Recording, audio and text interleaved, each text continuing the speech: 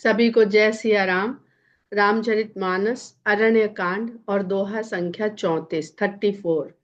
कंद मूल फल सुरस अति, दिए राम कहूँ आनी, प्रेम सहित प्रभु खाए, बारंबार बखाने। उसके पहले चौपाई पढ़ लेते हैं दो। प्रेम मगन मुख बचन न आवा, पुनि पुनि पद सरोज सिर नावा, सादर जल लई चरण पखारे, पुनि सुंदर आसन बैठारे। कबंध के बाद शबरी से भगवान की भेंट, कबंध से मुठभेड़ के बाद, तो कर्म बंधन से जब हमारी चलती है मुठभेड़, संघर्ष, कर्म बंधन ही हमें संघर्ष में डालता है। और उस कर्म बंधन से मुक्ति हमें भगवान के जब हम सम्मुख हो जाते हैं, इच्छा से या अनिच्छा से, तो हमें तब कर्म बंधन से मुक्ति मिल जाती है। और जब कर्म बंधन से मुक्ति मिल जाती है, तब हमारे जीवन में भक्ति का समावेश होता है। हमारे जीवन में भक्ति आरंभ होती है। तो उसी प्रकार अब भगवान राम की जब शबरी से भेंट होती है, बहुत सुंदर प्रसंग है, बहुत सारी ऐसी बातें हैं जो समझने के लायक हैं। तो हम देख रहे हैं कि अभी तक राम की दंड कारण्य में जिनसे भेंट हुई, वो या तो ऋषि मुनि है जो किसी न किसी साधना के द्वारा भगवत प्राप्ति में लगे हुए हैं। ज्ञान, योग, जप, तप, यज्ञ या निशाचरों से भेंट हो रही है। ऐसे अज्ञानी, निशाचर का मतलब सदा अज्ञान रूपी अंधकार में विचरण करने वाले जीव, जो अपने अज्ञानता के कारण स्वयं को ही सब कुछ मानते हैं और उसी अहंकार में ऐसे घिरे रहते हैं, उस तरह के लोग मिलते हैं। पर जो शबरी हैं, अब वो न तो जब तप योग साधन यज्ञ कुछ नहीं करती हैं। वो झाड़ू लगाती हैं और जाती हैं, जल ले आती हैं। जो एक दैनिक जीवन में जो एक आम स्त्री जिस तरह के कर्म करती है, आम जीव की बात करते हैं यहाँ पर, तो वो किस प्रकार भगवान को प्राप्त करती हैं, किस प्रकार भक्ति के द्वारा उनको भगवत दर्शन होता है, यही इस प्रसंग का सबसे सुंदर पक्ष है। नहीं तो पढ़ते पढ़ते हमको क्या समझ में आ रहा था अरण्य कांड में, कि या तो हम कोई साधन करें ऋषि मुनियों की तरह, और या हम इतने दुष्ट बन जाएं, इतने दुष्ट बन जाएं कि भगवान के बिना हम किसी और के सुलझाए ही ना सुलझें। और वो दोनों ही बातें आम व्यक्ति के लिए कठिन है। इतना सज्जन हो जाना भी आम व्यक्ति के लिए कठिन है, और इतना दुष्ट हो जाना भी आम व्यक्ति के लिए कठिन है। तो कंद मूल फल सुरस अति, दिए राम कहूँ आनी। उसने कंद मूल फल जो बड़े रसीले थे, रस से भरे थे, वो ला करके राम को दिए और प्रेम सहित प्रभु खाए। भगवान ने बड़े प्रेम से खाया, बारंबार बखाने, और उनका बखान किया। सब जगह भगवान को कुछ खाने को मिला आश्रमों में, लेकिन भगवान ने बखान कहीं नहीं किया, प्रेम से खा तो लिया। बखान वो खाली शबरी के कंदमूल फल का कर रहे हैं। तो कंदमूल फल हम लोग ज्यादातर जो लोक कथा या लोक गीतों के द्वारा शबरी को जानते हैं, तो वहां फल ही फल देखते हैं कि शबरी ने भगवान को मीठे मीठे बेर खिलाए। और यहाँ गोस्वामी जी कंदमूल फल लिख रहे हैं। तो ये कंदमूल क्या है? ये वो अवस्थाएं हैं कि जिनके द्वारा हमें फल की प्राप्ति होती है। ये हम लोग समझ चुके हैं, भारद्वाज ऋषि प्रसंग में भी, प्रयागराज में ये समझ चुके हैं। तो भरद्वाज तो बहुत बड़े ऋषि हैं, जिनके गुरु याज्ञवल्क्य जी हैं, जिन्होंने उनको इस तरह का साधन बताया जिससे उन्हें इस तरह के फल की प्राप्ति हुई। शबरी जी के भी गुरु हैं मतंग मुनि। शबरी की कथा ज्यादातर लोगों को पता होगी कि भीलनी थी और उसका कम अवस्था में ही उसके विवाह की तैयारी करते हैं उसके परिवार वाले, और बहुत सारे पशु ला करके बांध दिए जाते हैं घर के पास बड़े से बेड़े में। तो वो किसी से घर में पूछती है कि इतने सारे पशु क्यों एकत्रित किए गए हैं। तो उसकी सखियां, माताएं, भौजाइयां, जो भी पारिवारिक स्त्रियां हैं, वो बताती हैं कि भाई तुम्हारा विवाह होने वाला है, तो ये तुम्हारे विवाह के लिए भोज होगा, बारात का स्वागत सत्कार होगा, उनका भोजन हो बनेगा, उसके लिए ये सब इकट्ठे किए गए हैं। तो वो उसको लगता है कि एक ऐसा सांसारिक कार्य जो सहज है, स्वाभाविक है, उसके लिए इतने सारे पशुओं की बलि देनी पड़ेगी, इतने सारे पशुओं को अपने जीवन से हाथ धोना पड़ेगा। तो उसको ऐसा संस्कार, ऐसी वैवाहिक व्यवस्था समझ नहीं आती है और वो घर से भाग जाती है।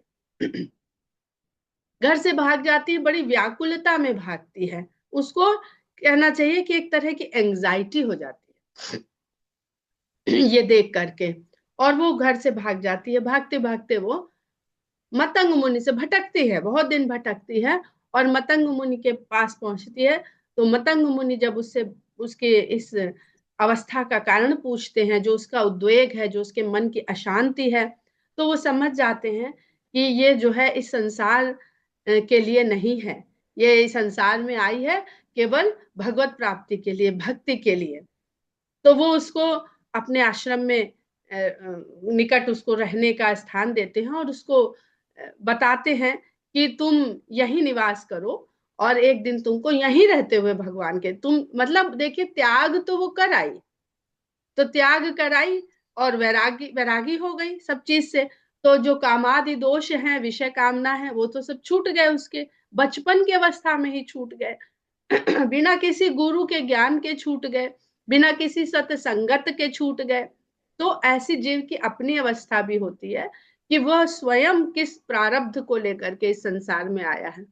और मतंग मुनि उसको, वर्षों बीत जाते हैं, वो बच्ची से युवती हो जाती है, युवती से प्रौढ़ा हो जाती है, और प्रौढ़ा से वृद्धा हो जाती है। फिर मतंग मुनि एक दिन उससे कहते हैं कि भगवान राम को वनवास हो गया है और वो अयोध्या से निकल पड़े हैं, अयोध्या ही में रहते तो कभी नहीं मिल पाते। तो कहते हैं वो अब अयोध्या तो छोड़ चुके हैं और चित्रकूट तक आ गए हैं, तो अब मेरे तो जाने का समय हो गया है, इसलिए हम अब इस धरती को छोड़ते हैं, इहलोक को छोड़ते हैं, और तुम यही प्रतीक्षा करना। तो वो पूछती है कब आएंगे। तो कहते हैं कि अब प्रतीक्षा कर ही रही हो, तो ये तो नहीं बता पाएंगे कब आएंगे, पर यही आएंगे, तुमको कहीं जाने की आवश्यकता नहीं है, तुम्हें उन्हें ढूंढने की आवश्यकता नहीं, बस आएंगे। और मतंग मुनि अपने देह को त्याग करके इस संसार को छोड़ देते हैं। अब मतंग मुनि जो है वो भगवान का दर्शन क्यों नहीं करना चाहते, वो भी रुकते। इतने ऋषि मुनियों ने तो अपने प्राण को रोके रखा था कि शरभंग मुनि थे, उन्होंने प्राण को रोक लिया था जब उन्होंने सुना कि भगवान आने वाले हैं। तो जो ज्ञान के मार्ग पे चलने वाले जीव होते हैं, उनको, जिनको कहते हैं हम लोग वेदांती, उनको ये बोध हो जाता है कि सब जगह ईश्वर ही है, सब जगह ब्रह्म ही है। तो वो दर्शन करें या ना करें, उन्होंने हर चीज में भगवान भगवान का दर्शन कर लिया, उनकी उनको बोध हो गया ऐसा। तो उनको इस फिर संसार में रहने की आवश्यकता नहीं है। तो मतंग मुनि उस अवस्था को पहुंच चुके हैं। लेकिन शबरी जो है, उसको भगवत दर्शन होगा, क्योंकि वो बहुत सरल स्वभाव की है, उसकी जीवन शैली एकदम सरल है। तो यहाँ पर ज्ञानी और सरल, ये दो तरह के भक्ति को हम लोग समझने का प्रयास करेंगे कि ज्ञान से किस प्रकार भगवत प्राप्ति होती है और सरल रहने से किस प्रकार होती है। आगे कहते हैं कि पानी जोरी आगे भई ठाढ़ी, प्रभु ही बिलो की प्रीति अति बाढ़ी। दोनों हाथ जोड़ करके भगवान के आगे खड़ी हो जाती है, और प्रभु ही बिलो, भगवान को देखती है, तो उसके मन में जो भगवान के लिए प्रेम है वो और बढ़ जाता है। कही विधि स्तुति करूं तुम्हारी, अधम जाति मैं जड़मति नारी। कहती है कि आपकी स्तुति मैं कैसे करूं, क्योंकि मैं तो नीच जाति की हूं और मैं जड़मती हूं, मेरी बुद्धि जड़ के समान है। क्यों कह रही है? क्योंकि वो जहां पे रह रही है बचपन से, तो वो ऋषि मुनियों को देख रही है साधना करते हुए।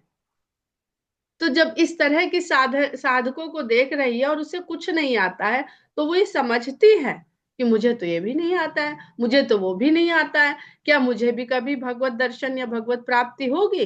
तो इसलिए वो स्वयं का आकलन करती है, अपने आसपास रहने वाले इतने श्रेष्ठ ऋषि मुनियों के मध्य में जब वो देखती है, तो इसलिए वो स्वयं को कहती, अधम जाति में जड़मति मारी, जड़मति भारी, अधम ते अधम, अधम अति नारी, तिन्ह मह मैं मति मंद अघारी। एक तो मैं नीच से नीच जीव हूं और उस नीच जीव में भी मैं स्त्री हूं। अब यहाँ पर जो एक गोस्वामी जी के अगर हम समय की बात करें तो एक बहुत बड़ी कहते हैं ना कि भ्रांति समाज में फैली हुई है कि स्त्री को वेद का अध्ययन नहीं करना चाहिए, शास्त्र का अध्ययन नहीं करना चाहिए। स्त्री को केवल अभी अनुसुईया माता ने जो शिक्षा दी सीता माता को, उसमें उन्होंने भी यही बताया कि भाई पति को ही अपना सर्वस्व मानना चाहिए, गुरु मानना चाहिए, उसी की सेवा के द्वारा ही उसको पावनता के द्वारा ईश्वर ईश्वर ईश्वर का दर्शन हो सकता है, ईश्वर के बारे में पता चल सकता है। तो इसका क्या अर्थ हो गया? इसका अर्थ तो ये हो गया कि जिस स्त्री के पास पति नहीं है उसको फिर भगवत प्राप्ति नहीं हो सकती, उसको भक्ति प्राप्त नहीं हो सकती, या जिसके पास ज्ञान नहीं है उसको नहीं हो सकती। तो यहाँ पर हम स्त्री को भी मान के चले और बुद्धि को भी मान के चले। दोनों ही स्वरूप यहाँ पे स्त्री जिस प्रतीक रूप में लेते हैं गोस्वामी जी, उन दोनों ही प्रतीकों को अपने भीतर धारण करते हुए समझने का प्रयास करें। और तीन मह मैं मतिमंद अघारी, तो एक तो स्त्री हूं और ऐसी मेरी बुद्धि है कि मैं बड़ी बड़ी मतिमंद हूं, कम बुद्धि वाली हूं। और हे अघार, अघ के शत्रु, पाप के शत्रु, कह रघुपति सुन भामिनी बाता, मानो एक भगति करना।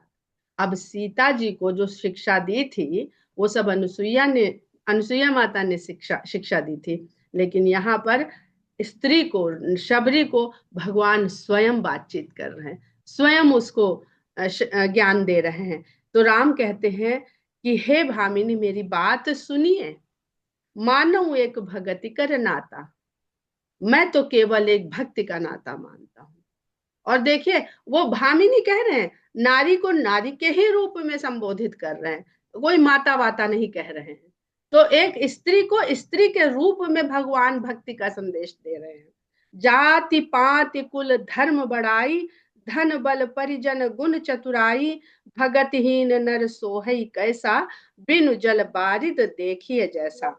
जात पात कुल धर्म प्रशंसा धन बल परिवार गुण और बहुत तरह की चतुरता, तो ये सामाजिक परिवेश, व्यक्तिगत परिवेश उस जीव का और बौद्धिक परिवेश, सब चीज उन्होंने, क्योंकि वो क्या कह रही, अधम ते अधम अधमति नारी, सामाजिक दृष्टि से मैं अधिक हूँ, भीलनी हूँ, वन में रहती हूँ, मेरे परिवार में भी कुछ इस तरह का संस्कार नहीं है, सब मारते हैं, आखेट करते हैं और मार मोर के जो पशु लाते हैं उनको खा के हम लोग मस्त अपना जीवन जीते हैं वो लोग सब।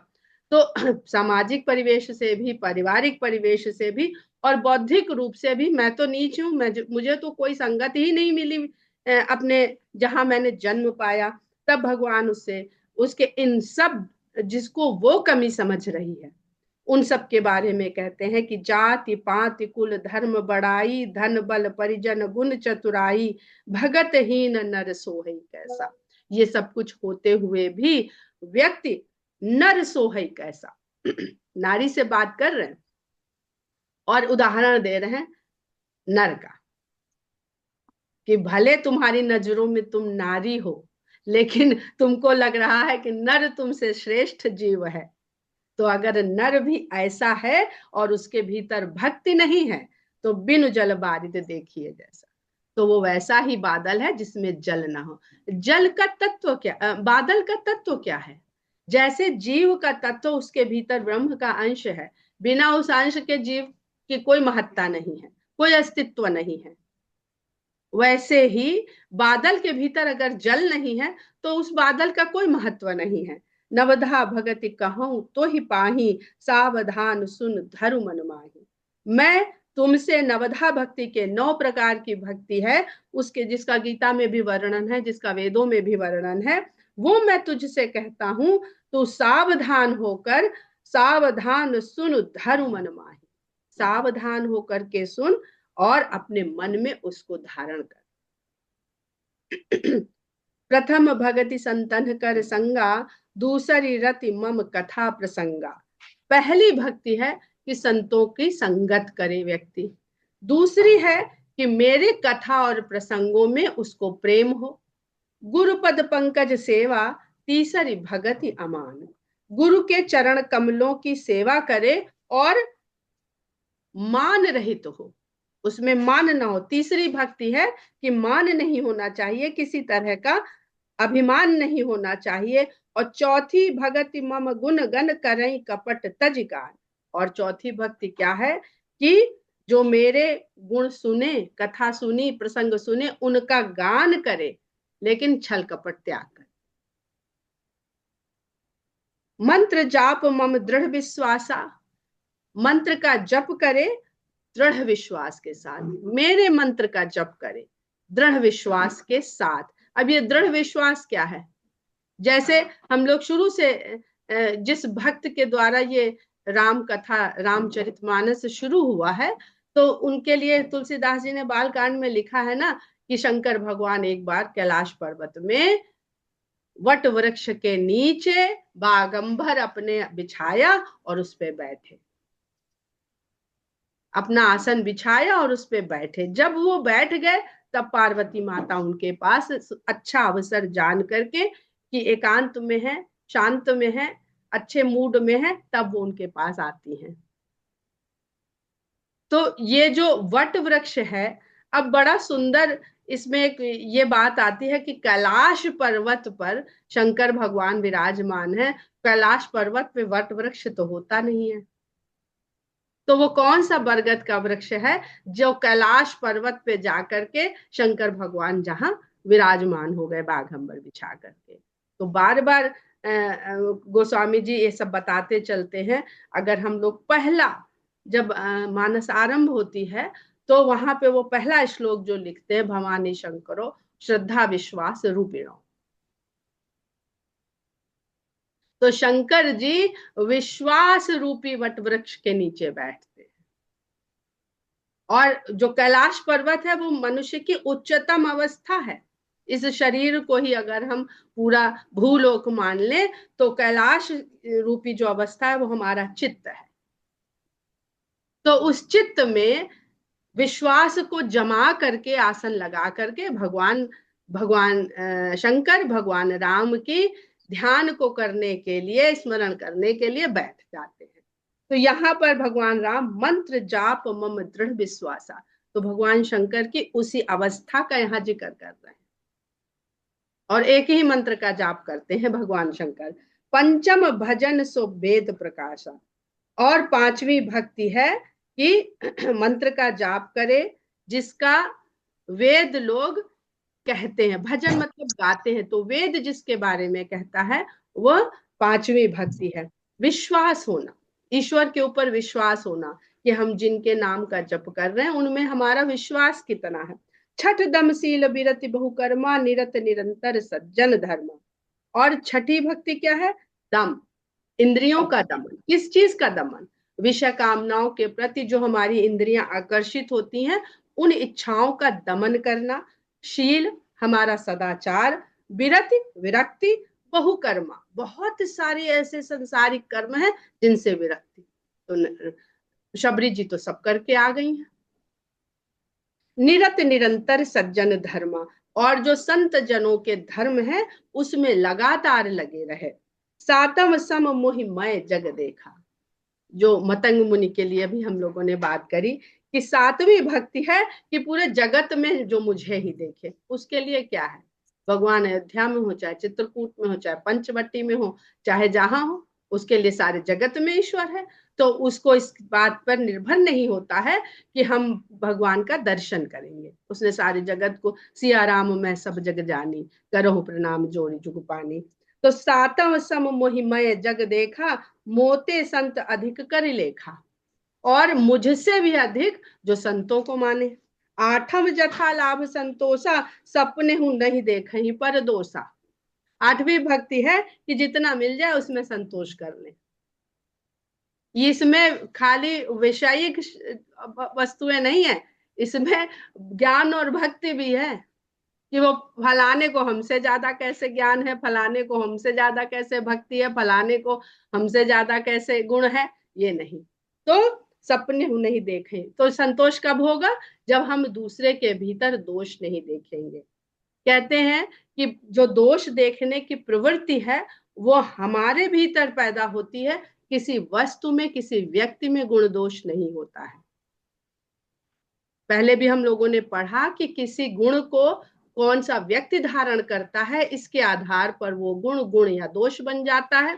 तो उसी तरह से उस धारण किए हुए व्यक्ति के प्रति हमारे मन में कैसा भाव है, उसी प्रकार से हम उसके भीतर गुण और द्वेष देखते हैं। अगर हमारे मन में सामने वाले व्यक्ति के प्रति प्रेम भाव है तो हमें उसके सारे क्रियाकलाप गुण नजर आएंगे, और अगर हमारे मन में उसके लिए द्वेष है तो हमें उसके सारे क्रियाकलाप दोष नजर आएंगे। तो वो गुण और दोष किसी व्यक्ति में देखने के लिए हम जिम्मेदार हैं, वो व्यक्ति नहीं। और इसीलिए रामायण में कई जगह कहा गया है कि अपने भीतर दोष देखें और दूसरे के भीतर गुण देखें। नवम सरल सब सन छलहीना, मम भरोस ही हरस नदीना। और नवी भक्ति जो कहते हैं वो कहते हैं कि छलहीन होकर के, सबके साथ छलहीन होकर के सरल स्वभाव का, ये नौवीं भक्ति। मम भरोस ही हर्ष न दीना, मेरे प्रति भरोसा रहे और किसी भी तरह की स्थिति परिस्थिति में न हर्ष हो न विषाद हो। अब यहाँ पर देखिए तो ये सीख कौन दे रहा है? भगवान राम दे रहे हैं, और जो इस समय महाविषाद में नजर आ रहे हैं। सीता जी के हरण हो जाने से बिल्कुल शोक में, विषाद में, विलाप में है, और वो जो शिक्षा दे रहे हैं वो कैसी शिक्षा दे रहे हैं? तो ये विरोधाभास उनकी बात में कैसे आ रहा है? वो इसलिए दिखाई दे रहा है क्योंकि वो इसको राम की तुरीय अवस्था कहते हैं। जब हम लोगों ने विवाह मंडप में चारों दूल्हा और दुल्हन का पढ़ा था तो राम को तुरीयावस्था से वहां पर तुलना करी गई थी, उसको आप जाकर के पढ़िएगा, जहां वो छंद है, बड़ा सुंदर छंद है। तो वो तुरीयावस्था का अर्थ ही जागृति सुषुप्ति, जागृत स्वप्न सुषुप्ति और तुरीयावस्था, ये चार अवस्थाएं जीव की वहां पे बताई गई हैं। तुरीयावस्था वो होती है कि जो समाधि से भी ऊपर की अवस्था होती है, जिसमें व्यक्ति जो करता हुआ नजर आता है वो कर नहीं रहा होता है, उसको तुरीयावस्था कहते हैं। वो सब गुणों से परे की अवस्था है, हर अवस्था से परे की अवस्था है। तो राम विलाप करते नजर आ रहे हैं, वो नजर आ रहे हैं, दिख रहे हैं, वो विलाप और विषाद में है नहीं। तो जो बाह्य दृष्टि से उनको देख रहा है वो उनको मनुष्य समझ रहा है, कामी पुरुष समझ रहा है, और जो अंतर दृष्टि से जिसको देखने की भगवान ने कृपा कर दी है वो भगवान की लीला समझ के देख। और ये लीला हो भी क्यों रही है, क्यों कर रहे हैं इस प्रकार की लीला? वो इसलिए भी कर रहे हैं कि जब वो राम लक्ष्मण, ये अलग अलग व्याख्याएं की गई हैं बहुत सारे ग्रंथों में, बहुत सारे व्याख्यानों में, लोगों के, महापुरुषों के, महात्माओं के, वहां पर जो अनेक ऋषि मुनि थे वो जब रहते थे तो वो देखते थे कि इनका बढ़िया है, इनके साथ छोटा भाई भी है और इनके साथ पत्नी भी है, इनको सहज है, वन में वास इनको बड़ा सहज है। लेकिन वो ऐसे लोगों को ये दिखाकर, ये लीला के द्वारा ये समझाना चाहते हैं कि जिस स्त्री को वो लोग भगवान राम का सुख मान रहे थे वही उनके किस प्रकार विषाद का कारण बने। तो इस संसार में, वही ये भागवत पुराण में भी लिखा है कि दुख कहीं अलग से नहीं आता है, हम सुख का साधन जुटा करके अपने लिए दुख का साधन जुटाते हैं। दुख कोई भगवान नहीं देता, हम सुख के साधन जुटाते हैं और वो हमारे दुख के कारण बन जाते हैं। तो बहुत सारी इसमें जो भगवान राम का विलाप है, विरह है, संताप है, ये बहुत सारे तरह के शिक्षाएं हैं इसमें।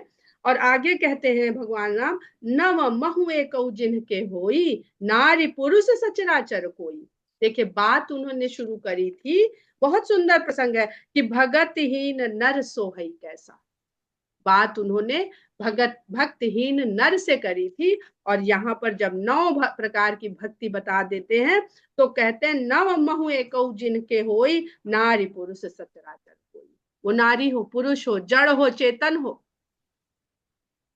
सोई अतिशय प्रिय भामिनी मोरे, सकल प्रकार भगति दृढ़ तोरे।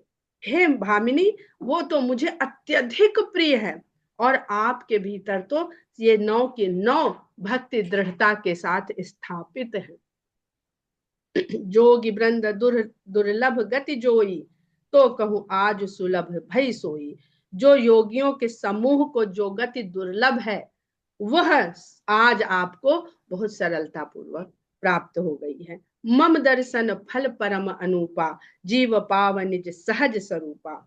मेरे दर्शन का जो अनुपम फल है, वो प्राप्त करके जीव पाव निज सहज स्वरूपा। जीव अपने सहज स्वरूप को, यानी जो वास्तविक, बाकी सब बनावटी है, सहज स्वरूप केवल वही है जो हमारा वास्तविक स्वरूप है, जिसे हम भूल जाते। इसी को समझना, इसी को जानना, पूरी रामचरित मानस 10 बार नहीं 100 बार पढ़ लीजिए, पर वही स्वरूप बार बार भूल जाता है।